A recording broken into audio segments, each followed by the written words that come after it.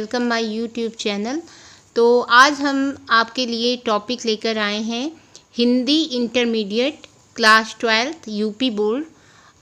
जो हिंदी का आपका काव्य संकलन है उससे संबंधित वीडियो लेकर आए हैं। तो जो बच्चे अब की साल 2025 में इंटर की परीक्षा देने जा रहे हैं तो उनके लिए ये वीडियो बहुत वेरी इम्पॉर्टेंट है। तो इसको आप देखिए। इस यहाँ पे एक काव्यांश दिया गया है और उसको पढ़ना है और आपको इससे संबंधित क्वेश्चन आंसर इसमें पूछे जाते हैं और उसके उत्तर आपको पढ़ के देना है। तो हम स्टार्ट करते हैं। मुझे फूल मत मारो, मैं अबला बाला वियोगनी, कुछ तो दया विचारो। होकर मधु के मीत मदन, पटु तुम कटु गरल न गारो। मुझे विकलता तुम्हें विफलता, ठहरो श्रम परिहारो। नहीं भोगनी यह मैं कोई, जो तुम जाल पसारो। बल हो तो सिंदूर बिंदु या हर नेत निहारो। रूप द्रव्य कंदर्व तुम्हें तो मेरे पति परवारो। लो या मेरी चरण धूलि उस रति के सिर पर धारो। तो ये आपका काव्यांश है और ऐसे ही पेपर में आता है, काव्यांश दिया गया होता है। 2 काव्यांश आपके दिए जाएंगे अथवा बीच में लगा होगा और उससे संबंधित प्रश्न आपसे पूछे जाएंगे, उसके उत्तर आपको पढ़ के देने होंगे। 2 काव्यांश जो आपके दिए होंगे उसमें से आपको सिर्फ एक ही करना होगा। तो जो आपको बहुत अच्छे से तैयार हो उसी काव्यांश को आप उसका चयन करिएगा और फिर उससे संबंधित प्रश्नों के उत्तर दीजिएगा। तो चलिए हम देखते हैं प्रश्न क्या है। तो सबसे पहले आपका प्रश्न है, उपयुक्त पद्यांश के शीर्षक एवं रचयिता का नाम लिखिए। तो इसके रचयिता तो मैथिली शरण गुप्त जी हैं और दूसरा है आपके जो शीर्षक इसका है साकेत महाकाव्य है, उससे ये लिया गया है।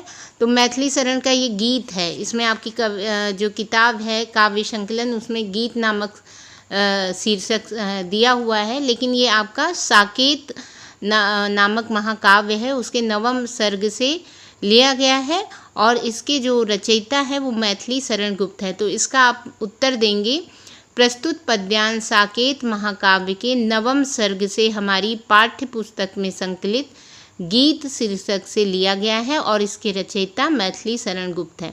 तो मेन बस आपको इसमें ध्यान रखना है, ये जो मुझे फूल मत मारो ये मैथिली शरण गुप्त का है और साकेत महाकाव्य से लिया गया है और हमारी पाठ्य पुस्तक में संकलित गीत शीर्षक से लिया गया है।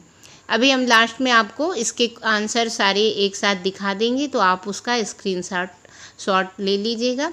उर्मिला ने शिव का तीसरा नेत्र किसे कहा है। ये उर्मिला जो यहाँ पे है, तो ये उर्मिला जो आपकी रामायण अगर आपने देखी होगी या सुनी होगी तो उसमें उर्मिला जो है लक्ष्मण जी की पत्नी है।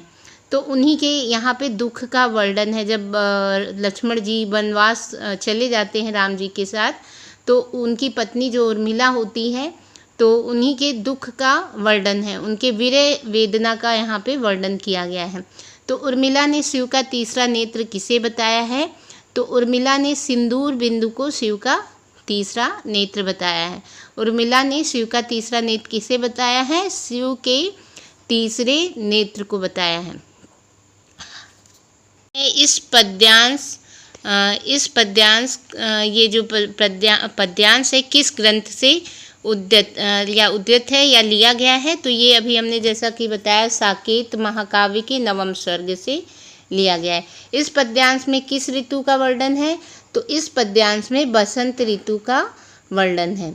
तो रेखांकित पंक्ति की व्याख्या कीजिए। तो इसमें रेखांकित पंक्ति थी आपकी, मुझे फूल मत मारो, मैं अबला बाला वियोगनी, कुछ तो दया विचारो।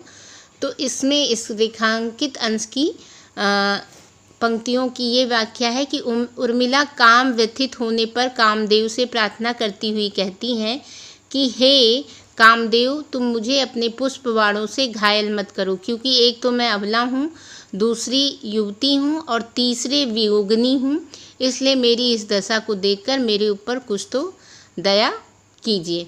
तो ये यहाँ पे आपका इसके सारे आपके आंसर यहाँ दिए हुए हैं, तो इसको आप स्क्रीनशॉट ले सकते हैं या नोट भी कर सकते हैं। तो प्रस्तुत पद्यांश क्या था, मैथिली शरण गुप्त द्वारा रचित साकेत महाकाव्य के नवम सर्ग से लिया गया था, जो कि हमारी पाठ्य पुस्तक में संकलित गीत शीर्षक से है।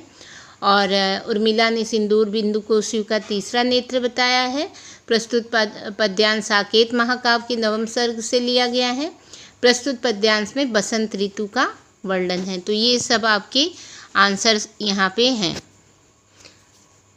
पद्यांश है, निरख सखी ये खंजन आए, फेरे उन मेरे रंजन ने, नयन इधर मन भाए, फैला उनके तन का आतप मन से सर सरसाए, घूमे वे इस और वहाँ ये हंस यहाँ उड़ छाए, करके ध्यान आज इस जन का निश्चय वे मुस्काएं, फूल उठे हैं कमल अधरिया बंधुक सुहाए, स्वागत स्वागत शरत भाग्य से मैंने दर्शन पाए, नभने मोती वारे लो ये अश्रु अग्र भर लाए। तो प्रस्तुत पद्यांश किस शीर्षक कविता से लिया गया है, इसके रचयिता कौन है? तो ये भी आपका वही है। तो ये इसके जो रचयिता हैं मैथिली शरण गुप्त जी हैं, और जो ये पद्यांश है ये आपका महाकाव्य साकेत है और गीत नामक शीर्षक से लिया गया है। रेखांकित अंश की व्याख्या करनी है। हंस के उड़कर आने में वियोगिनी क्या आभास कर रही है? फेरे उन मेरे रंजन ने, रंजन किसका संबोधन है? पूरे पद्यांश में कौन किसके लिए कह रहा है?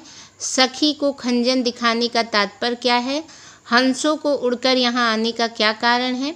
प्रिय के मुस्काने को किस रूप में देखा गया है? इस काव्यांश में किस ऋतु का वर्णन है? तो यहाँ पे आपको शरद ऋतु दिख ही रही है। तो ये सारे आपके प्रश्न हैं और इसके उत्तर हम लाइन बाय लाइन आपको बताते हैं। तो प्रस्तुत पद्यांश साकेत महाकाव्य के नवम सर्ग से हमारी पाठ्य पुस्तक में संकलित गीत शीर्षक कविता से ली गई है और इसके रचयिता मैथिली शरण गुप्त हैं। रेखांकित अंश की व्याख्या है। तो जो उर्मिला है कहती है कि चारों ओर धूप के रूप में प्रीतम के शरीर की यानी कि गर्मी फैली हुई है और उनके मन की सरसता और स्निग्धता के कारण सरोवर कमल के फूलों से खिल उठे हैं, अर्थात कमलों से भरे सरोवर को देखकर मेरा मन ऐसा प्रसन्न हो उठा है मानो उसे प्रीतम के सरस स्निग्ध शरीर की समीपता प्राप्त हो गई है। नभ ने भर लाए हैं। तो यहाँ उर्मिला शरद ऋतु का स्वागत करती हुई कह रही है कि तुम्हारे स्वागत में ओस की बूंदों के रूप में असंख्य मोती न्यौछावर किए हैं, तो मेरे ये नेत्र तुम्हारे स्वागत के लिए आंसू रूपी अर्घ्य लेकर प्रस्तुत हैं। हंस कर उड़कर आने में वियोगिनी उर्मिला को वन में प्रीतम के घूमने का आभास हो रहा है। जब हंस उड़कर आ रहे हैं तो जो वियोगिनी उर्मिला हैं तो उनको वन में प्रीतम के घूमने का आभास हो रहा है। रंजन शब्द प्रीतम का संबोधन है। प्रस्तुत पद्यांश में वियोगिनी उर्मिला शरद ऋतु के आगमन के बहाने अपने प्रीतम के लिए कह रही है। तो सखी को खंजन पक्षी को दिखाने का तात्पर्य यह है कि जो उर्मिला है उसको ऐसा लगता है कि उसे आनंद देने का प्रीतम ने इन खंजन पक्षियों के रूप में मुझे सुंदर लगने वाले अपने नेत्र मेरी ओर घुमा दिए। हंसों का उड़कर यहाँ आने का कारण यह है कि वहाँ वन में मेरे प्रीतम घूम रहे होंगे और उस मंद मंद गति को स्मरण दिलाने के लिए ये हंस यहाँ उड़कर आ गए हैं। कमल खिलने को मुस्काने के रूप में देखा गया है। प्रस्तुत काव्यांश में शरद ऋतु का वर्णन है। तो ये दो काव्यांश यहाँ पे हमने आपको इसके प्रश्नोत्तर सहित आपको बताए हैं। इन दोनों को आप अच्छे से तैयार कर लीजिए।